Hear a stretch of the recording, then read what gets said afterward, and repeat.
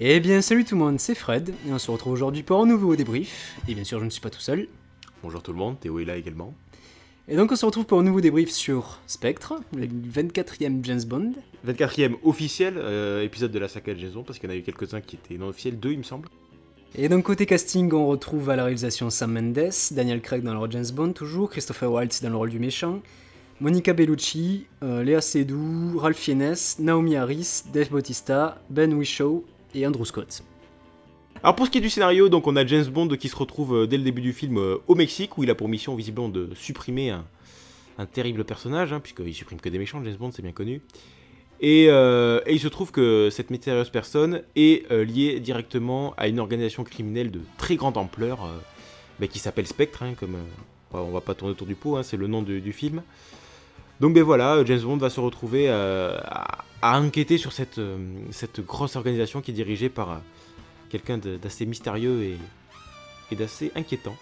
Donc mon cher Théo, est-ce qu'on recommande d'aller voir ce film au cinéma ? Franchement, Non. Voilà, parce qu'on a tous les deux pas aimé, alors qu'on a des visions hyper différentes justement du personnage de James Bond, on a même quasiment opposé, j'ai envie de dire. Toi tu adores les Moi vieux j'adore les James vieux Bond. James Bond, j'ai pas du tout été fan notamment de Skyfall. Vraiment Skyfall pour moi a été est le pire des James Bond de Daniel Craig. Casino Royale et Quantum of Solace je les trouve sympa mais pas transcendant, et vous voyez à quel point j'en suis, je n'ai pas du tout aimé Skyfall parce que pour moi ce n'est pas du tout un James Bond comme avant, comme à l'époque de Roger Moore, de Pierce Brosnan Oui, et des moi, autres, de Sean Connery. c'est exactement l'opposé, c'est-à-dire que je ne suis vraiment pas fan des précédents James Bond, il y a quelques-uns que j'aime bien, notamment ceux avec Timothy Dalton. Et au contraire, j'ai beaucoup aimé l'arrivée de Daniel Craig en tant que James Bond.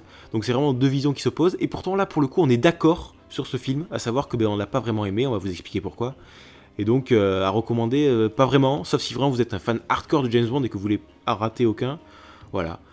On vous recommandera plutôt d'aller voir Seul sur Mars, qui est toujours dans les salles et qui est diffusé forcément dans la salle à côté de Spectre. Voilà, et qui lui vaut le déplacement. Voilà. Côté réalisation, Spectre s'ouvre sur un super plan séquence en intro, qui est vraiment oufissime. À certains moments, on se demandait comment la caméra arrivait à faire ça. Et d'ailleurs, on se demande encore. Bah ouais, exactement. Ouais, franchement, c'était un début hyper prometteur. On s'est dit, oh putain, on va avoir à faire un sacré truc. Et malheureusement, comme vous l'avez deviné, la suite est beaucoup moins bien. Exactement, ouais. Pour rester dans le thème de la réalisation, on peut dire que quand même, globalement, c'est quand même le gros point fort du film. Peut-être le seul d'ailleurs, Oui. c'est que côté réalisation, moi j'ai trouvé que c'était quand même très bien réalisé. C'est très beau déjà. Sam Mendes, esthétiquement, c'est toujours très soigné ce qu'il fait, et c'est encore une fois le cas ici. Et on a notamment des jeux de lumière qui sont superbes. Après, au niveau des scènes d'action à proprement parler, moi j'ai trouvé personnellement que c'était très bien réalisé. Franchement, c'est souvent un petit peu une tare chez les films d'action modernes d'avoir toujours des scènes d'action qui sont très mal filmées de façon épileptique. Et là, c'est pas le cas. Je n'irais pas dire que c'est les meilleures scènes d'action de l'univers, mais c'est quand même quelque chose qui est très au-dessus de la moyenne, et rien que pour ça, c'est déjà un très bon point pour le film, j'ai trouvé. Que ce soit au niveau des combats ou des scènes de course-poursuite qui sont des classiques dans les James Bond. Et c'est là que je te rejoins un peu moins, parce qu'elles sont certes bien filmées, mais mal montées à mon sens. Notamment, je pense au combat qu'il y a entre James Bond et Dave Bautista, je sais plus comment il s'appelle le film. Moi non plus, j'ai oublié le nom. D'ailleurs, est-ce qu'il a un nom ? Je sais plus. Non, je suis même pas sûr. Ouais, cette scène d'action, cette scène de combat est très mal montée à mon sens. C'est difficilement... Bon, c'est compréhensible, mais il faut faire des efforts quand même. Ça m'amène à penser à un autre point négatif que j'ai remarqué durant les scènes de tension et les scènes d'action ou de poursuite, c'est la musique. La musique est vraiment beaucoup trop présente et trop forte. Ouais, effectivement, je suis d'accord avec toi, la musique est en effet beaucoup trop présente, et puis surtout, elle est vraiment pas originale, elle ressemble à n'importe quelle musique de blockbuster récent, donc c'est vraiment pas un bon point, alors que justement les James Bond sont souvent des films qui se reposent beaucoup sur l'univers musical, donc là c'est pas extraordinaire. Et donc si le bilan de la réalisation était plutôt positif, c'est pas le cas du reste du film, et notamment le gros problème c'est le ton. Effectivement, on sent que le film a, j'ai envie de dire, le cul entre deux chaises, puisqu'il essaie à la fois de revenir sur le ton assez sombre et sérieux qu'on avait dans les derniers James Bond, ceux de Daniel Craig, depuis Casino Royale, et il essaie aussi de ramener sur le devant de la scène le ton assez léger des James Bond originaux. Donc on retrouve notamment pas mal de caractéristiques des anciens James Bond, à savoir déjà dans les méchants qu'on a, et puis également on retrouve l'apparition à nouveau des gadgets qui avaient disparu depuis l'arrivée de Daniel Craig. Donc voilà, c'est vraiment un espèce de... On essaie de faire un retour aux sources, mais ça fonctionne pas vraiment. Et qui dit ton léger dit forcément humour plus présent.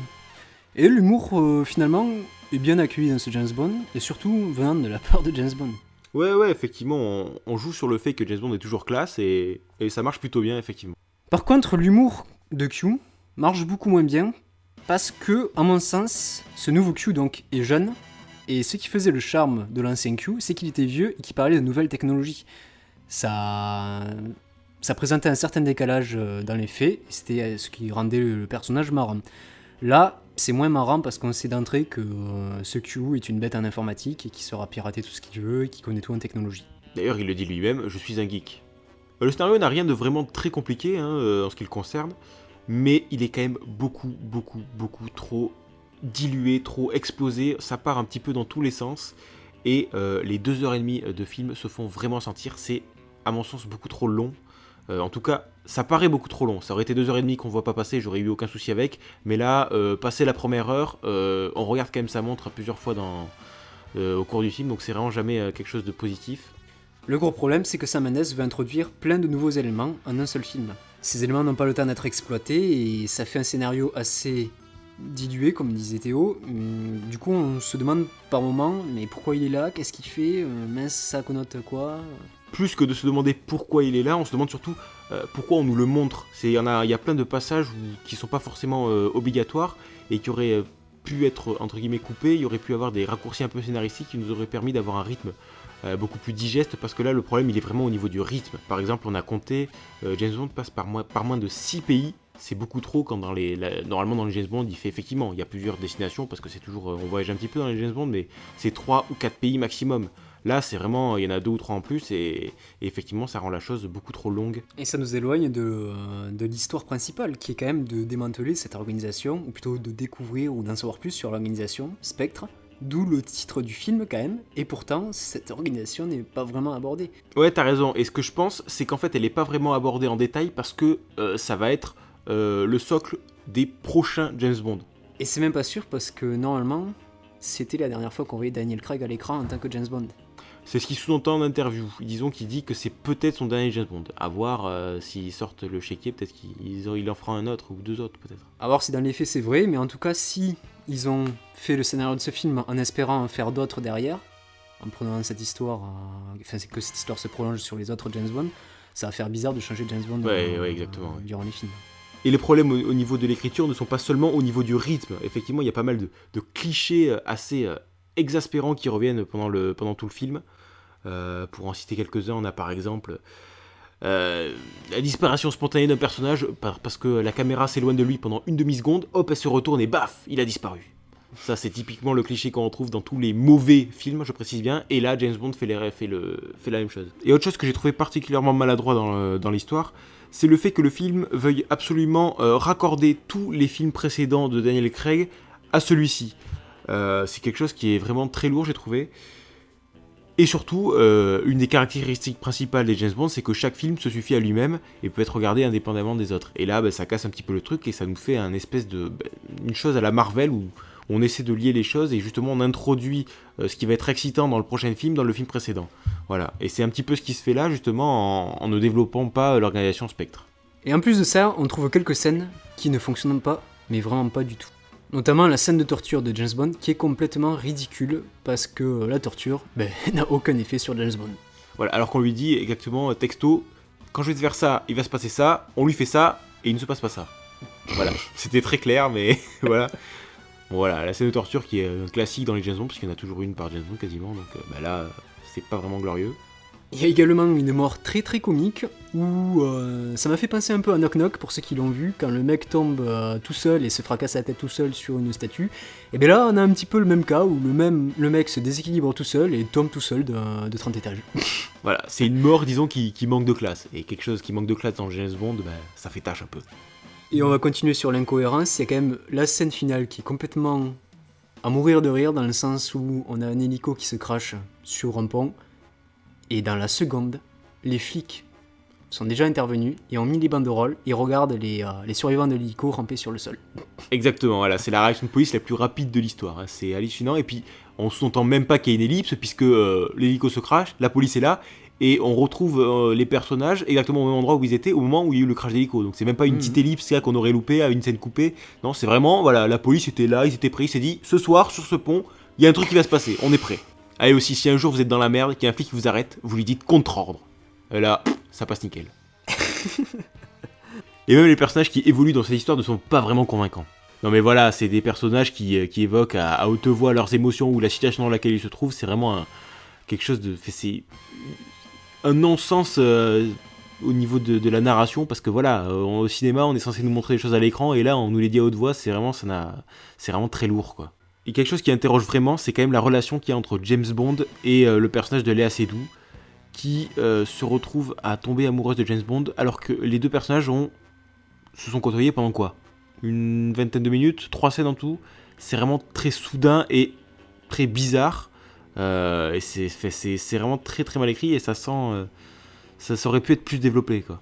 Et ça me fait penser notamment à une scène entre Léa Seydoux et James Bond, qui est d'ailleurs à peu près leur seul moment où ils se parlent en tête à tête. Exactement, c'est le seul moment où ils échangent vraiment autre chose que baisse-toi, attention, et d'autres trucs dans ce genre quoi.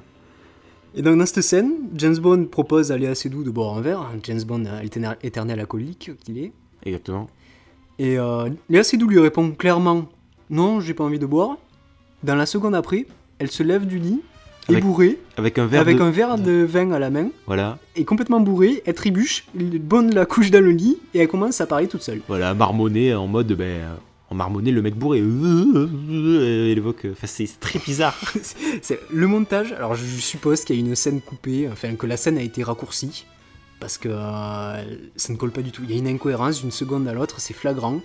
On se demande qu'est-ce qui est passé par là. C'est clair qu'il y a une coupe sur cette scène. Là, il y a un truc justement qui s'est barré, et c'est vraiment dommage parce que c'est peut-être ce genre de scène coupée qui aurait pu nous expliquer la relation entre James Bond et Léa Seydoux, qui n'a aucun sens dans l'état actuel du film.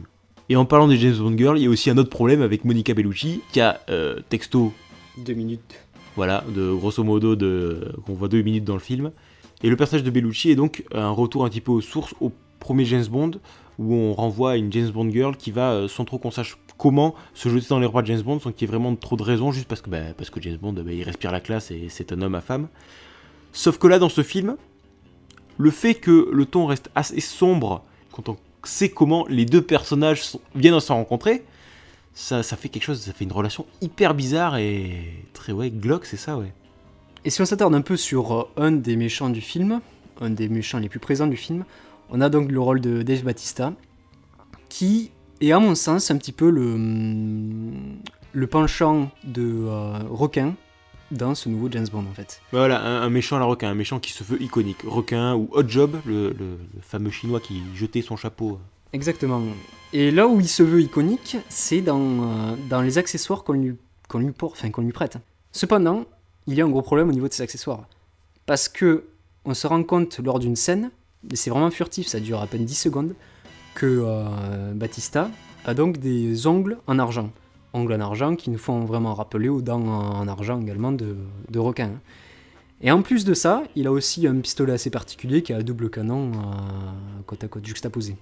Sauf que ces accessoires qu'on mettait en valeur dans les anciens James Bond, pour iconiser vraiment un méchant, là, sont pas du tout iconisés, ils sont juste là, on les aperçoit 10 secondes, ils ne sont pas du tout traités. Batista, c'est la montagne de muscles, c'est celui que doit affronter physiquement James Bond, et effectivement, ouais, voilà, les armes qu'on lui prête, qui sont censées être originales, sont passées à une vitesse, voilà, en fait, il y a la matière pour en faire des caractéristiques iconiques du personnage, sauf qu'à aucun moment elles sont iconisées à chaque fois, et on les aperçoit, voilà, comme tu dis, pendant une dizaine de secondes, hop là, dans un détour de couloir, enfin voilà, il y a 3 plans dessus. Et ça dégage le principal problème du film, c'est que Sam Mendes a voulu en mettre beaucoup trop dans le film, au niveau scénaristique, il ne prend pas le temps d'approfondir les éléments qu'il a introduits dans ce film. Donc on se retrouve avec un gros bordel, plein d'indices partout, et on ne développe rien, et ça fait un film plat, chiant. J'ai l'impression qu'il y a énormément de fanservice en fait. On essaie à tout prix de faire des clins d'œil au vieux James Bond, voilà, on fout du gadget, on fout du méchant avec des armes bizarres, mais ça marche pas. Et le second méchant du film, donc, qui est interprété par Christophe Waltz, est lui au contraire très bien iconisé, justement on le présente de façon très stylée, mais là où je trouve très dommage, c'est le rôle très réduit qu'il a, alors que justement, on se dit que le film va vraiment tourner autour de lui, et en un sens, il tourne autour de lui, mais néanmoins, il a très peu on le voit très peu à l'écran, et c'est très dommage quand on sait que justement l'impact que peut avoir Christophe Waltz sur un film, grâce à sa dialectique hyper particulière, et qui fait de lui un acteur vraiment qu'on adore entendre parler, mais là, finalement, on va l'avoir sur 3 scènes, et c'est vraiment dommage parce que ça aurait pu être justement un des très très bons méchants, et ça en devient un méchant qui aurait pu être très bon, mais qui a pas assez de temps à l'image pour l'être, quoi, pour laisser une vraie empreinte dans l'esprit, quoi. Et concernant notre note, on est encore une fois complètement raccord. Comme sur Seul sur Mars, on va avoir la même. Ouais, donc qui est de 3 sur 10. Et donc j'espère que ce petit débrief sur Spectre vous aura plu. À la prochaine, et très rapidement, j'espère. Au revoir. Allez, ciao.